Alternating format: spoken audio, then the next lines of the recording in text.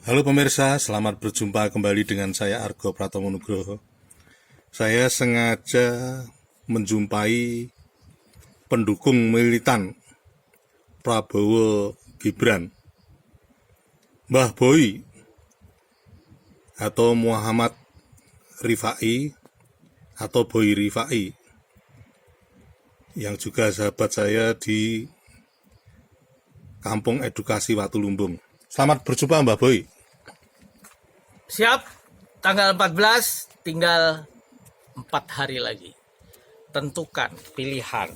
Di sini ada Ganjar, ada Prabowo. Yang satunya abaikan. Dan Jokowi. Ya kan? Ya. Tertawa bersama kawan. Setelah 14 Februari, mereka tidak lagi bermusuhan dari sisi idealisme. Ya. Mereka pasti akan berkawan. Hmm. Dan lihat nanti. Siapapun yang jadi presiden dari keduanya, Ya. ini akan tetap bersatu kembali. Oh gitu ya. Jadi itu sama dengan Prabowo dan Jokowi. Oh ya. Tahun 19 dulu Mas D.N. Kustolo, Ya. saya minta untuk melukis Prabowo dan Jokowi pada Ya. saat dia rame-ramenya bermanuver. Dan sekarang lihat bahwa bahkan Pak Jokowi mendukung Pak Prabowo. Ya. Padahal ini dulu dibuat yang nyuruh Mas Boy itu masih mungsuhan itu ya. Oh, pada saat lagi seru-serunya tahun 19 kan. Oh iya iya iya, tahun 19 ya. Ini Mas Iya, D.N. iya. Kustolo tahun 19. Sekarang juga itu tadi yang saya bilang tadi. Iya iya. Antara Prabowo dan Ganjar Ya. ditengahi oleh Pak Jokowi, dia pasti akan bersama teman. Iya. Karena semuanya kita berkawan. Hmm. Bahwa di dalam kontestasi politik bermusuhan gagasan ide itu biasa. Iya iya. Tapi setelah tanggal 14, siapapun yang ditentukan oleh rakyat, Iya. dia harus menghormati amanat rakyat. Maka ini Mas, menjadi menarik bahwa setelah kontestasi politik mestinya Mas Ganjar pun juga mengkomunikasikan sisi positifnya. Pak Prabowo itu siapa sih yang mengenal dia Ya. humoris? Bukan melihat dari sisi negatifnya ya. Bukan dari sisi negatif atau sisi positifnya. Ya. Karena Pak Prabowo seorang tentara pasti tegas. Ya. Ya kan? Ya. Nah, Pak Ganjar merakyat. Tapi apakah dia juga bisa bersikap tegas nanti pada saat jadi pemimpin? Mestinya itu ditulis juga nanti supaya budayawan punya pekerjaan. Iya. Tapi dalam hal ini kan Mas Boy pendukung setia militan Prabowo atau ini? Dalam kontestasi politik. Politik sekarang ini ya. Iya. Saya juga akan mendukung sebagai Iya. warga Jogja, saya akan mendukung Sultan. Oh. Ya kan, saya Iya. akan mendukung siapa saja karena dia gubernur saya. Oh. Pak Iya. Ganjar kalau nanti memang mau menjadi presiden, ya kita lihat nanti apakah mampu dia. Ya.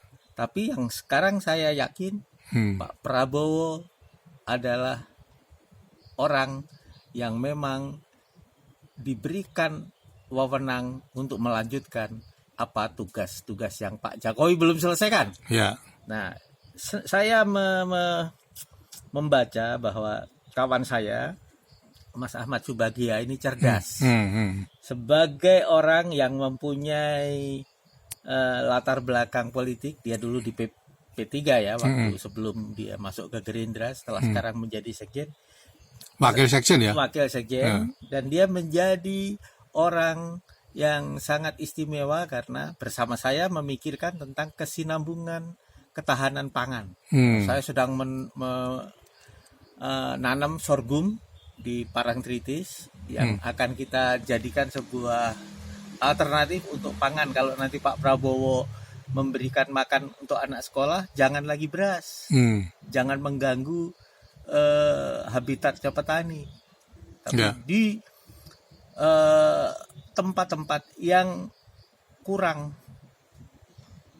disenangi oleh petani, di median jalan dan segala macam, kita akan tanami sorghum, dan itu untuk makan untuk anak-anak sekolah dan pesantren, dan gizinya lebih baik dari beras. Ya, artinya kan penulis buku lucunya Prabowo ini yang nulis kan Pak Ahmad Subagio itu ya? Pak Ahmad Subagio dan Mas Sunano. Oh ya. Kebetulan ini versi yang kita bagi-bagi, Mas. Ya, Kemarin ya. kan Mas Argo saya kasih untuk yang versi Gramedia. Ya, ya, ya. Supaya orang lebih mudah untuk mencari di mana buku itu ada. Ya, ya, ya. Siapa saja boleh datang ke Watulumbung untuk mengambil ini. Banyak sekali saya. Oh, ya, ya. Dan ini memang saya berikan apresiasi. Siapapun yang berkeinginan untuk membaca buku ini, nah ini ada pengantarnya Pak Ahmad Muzani.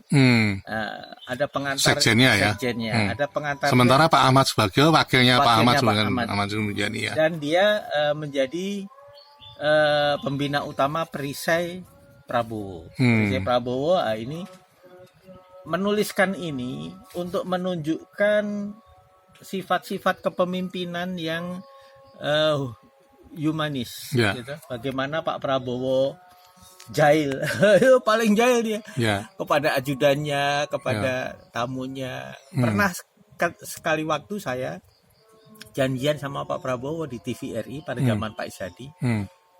Boy, Dedi, besok kita ketemu jam 8 TET. Kita jam setengah 8 sudah sampai di TVRI supaya memenuhi Undangan. janji kita. Ya. Karena akan bertemu waktu itu kita mau bikin film serial di Ponorogo untuk TVRI. Jam 8 kurang 5 kita naik ke atas karena kita takut telat. Ya. Kita ngetok pintunya Pak Ishadi, pintu Ruang direksi. Ya. Mas Prabowo sudah dari jam setengah 8 Ada di dalam. Artinya kita telat juga toh. Tapi kan janjian kita sama Mas Prabowo jam 8. Iya. Jadi nggak ada masalah. Iya. Dan begitu kita buka Artinya pintu, kalah dhisik itu. kalah dhisik. Pada saat kita buka pintu, kalian hampir kena strap. Nah, kalau kalian nggak ketok pintu jam 8, kalian kena strap. Bahwa dia punya kepentingan dengan Pak Ishadi sebelumnya. Dia datang sebelum jam setengah 8. Kita datang jam setengah 8 untuk memenuhi kewajiban kita. Kalah sama dia yang punya kepentingan. Enggak, ini artinya konsistensi, komitmen bahwa Pak Prabowo mendukung tentang kesinambungan edukasi. Waktu itu Pak Prabowo menugaskan kepada kita untuk membuat film Pangeran Diponegoro serial, karena waktu itu kita setelah bikin Sahur Sepuh. Dia anggap sukses, dia anggap bahwa program-program edukasi itu mestinya melalui film. Ya. Artinya ketika sekarang ini Mas Boy itu jadi pendukung militan Prabowo, itu bukan tiba-tiba itu ya. Artinya sudah bersahabat lama juga ya. Iya, dan saya kepingin mewujudkan cita-citanya Pak Prabowo seperti Mas Bagio melalui buku. Saya akan melalui film. Saya sedang merancang beberapa film edukasi 5 menitan, 7 menitan tentang Malahayati. Siapa Malahayati?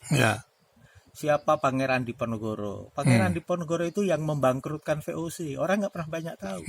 Tapi di sisi gelapnya, Pangeran Diponegoro itu juga pernah memperkosa seorang gadis cantik Cina yang keturunannya sekarang di Kasongan. Oh gitu ya. Tapi Pangeran Diponegoro mungkin waktu itu dia sedang stres atau galau atau mabuk. Namanya siapa yang di Kasongan itu? Anda mesti sekarang Kiai Song. Itu nama Cina itu ya? Itu nama Cina ya, Kasongan. Iya. Nah itu anaknya Kiai Song itu diperkosa oleh Pangeran Diponegoro dan dinikahi. Artinya Pangeran Diponegoro bertanggung jawab. Iya. Kalau tidak percaya, baca buku yang ditulis oleh Pangeran Diponegoro di Minahasa. Itu pengakuan. Pengakuan. Jadi dia juga termasuk manusia. Keturunannya Pangeran Diponegoro ya. Iya. Artinya juga wajib jadi anggota Patra Padi atau apa itu ya? Gitu. Nah, itu. Oke Mas Boy, sampai di situ dulu. Nanti lain kali saya akan datang lagi karena keterbatasan waktu. Serius mengabdi pada negeri. Semoga cita-citanya ini terwujud. Kita doakan, tinggal 4 hari lagi. Di masa Minggu Tenang, kita siapkan diri kita. Pilihlah dari hati nurani. Tidak harus pilih Pak Prabowo. Pak Prabowo bilang, ojo milih aku nek ora seneng. Tapi pilihlah dari hati nurani. Oke, terima kasih Mas Boy. Nah pemirsa, akhirnya saya Argo Pratomo Nugroho, terima kasih atas perhatian Anda. Sampai jumpa.